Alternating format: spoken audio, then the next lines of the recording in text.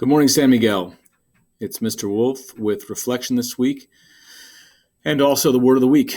They'll be connected. The Word of the Week will be serve, and my reflection will be connected to serve and service. But before we start, let's close our eyes, take a deep breath in, and let us remember that we're in the holy presence of God. So the word serve is a very important word in our mission and in our world, and as is the word service. And there's it's not a coincidence that this week will mark a celebration, a remembrance of the value of service to our country by our veterans on Wednesday, which will be a day off. Martin Luther King has a famous quote connected to the word serve. Everybody can be great because anybody can serve. You don't have to have a college degree to serve, and you don't have to make your subject and verb agree to serve. You only need a heart full of grace and a soul generated by love. In Christian tradition, Jesus was a great advocate of a new idea to serve others. In a very basic way, his admonishment, his asking of people was to love each other as he loved the world, or as he loved people. And in the Golden Rule, it's a translation of this idea of service, that we should treat other people, we should serve other people as we would serve ourselves. So it's a very important concept in the world, and especially in our mission.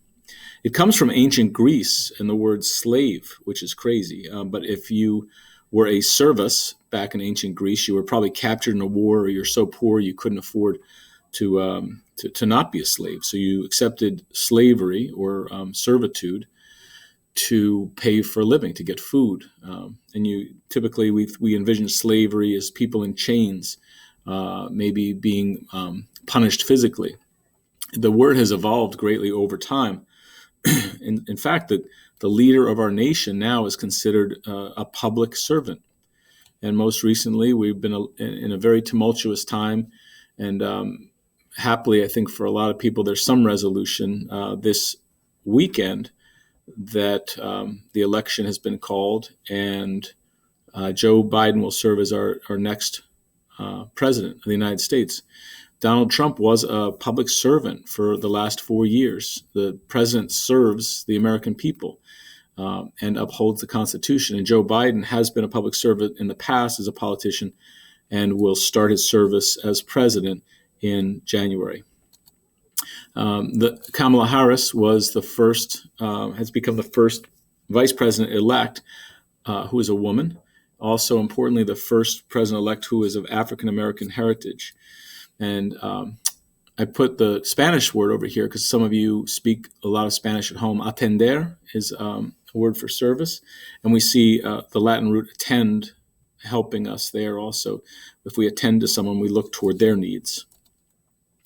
Nowadays, we really say it's to be of use, usually to others. And this is an image of Cesar Chavez, who you'll see also in the lobby as you're leaving the gym class. He was a great servant to others, helping poor migrant farm workers get more rights and better treatment a long time ago. And this is John Lewis, who was mentioned by Kamala Harris in her speech on Saturday night. He was a servant to civil rights. He was walked with Martin Luther King across the bridge, and he then served in Congress and was a distinguished member of Congress who passed away last year. This is one of our congressmen, Jack Reed, who served in the military, went to West Point and served in the Army, and then has served the people of Rhode Island for many years. And this is an image of an organization called the Peace Corps, which is a volunteer organization that sends young people from America around the world to serve others in lots of different capacities in places where they need help. So I'm going to stop there, and I'm going to ask for we're going to stop and do special intentions. And my special intention right now is for the country, that we can heal and unite as much as possible. And I'll ask you to provide your special intentions privately. St. John Baptist de La Salle, pray for us. San Miguel, pray for us. Live Jesus in our hearts forever.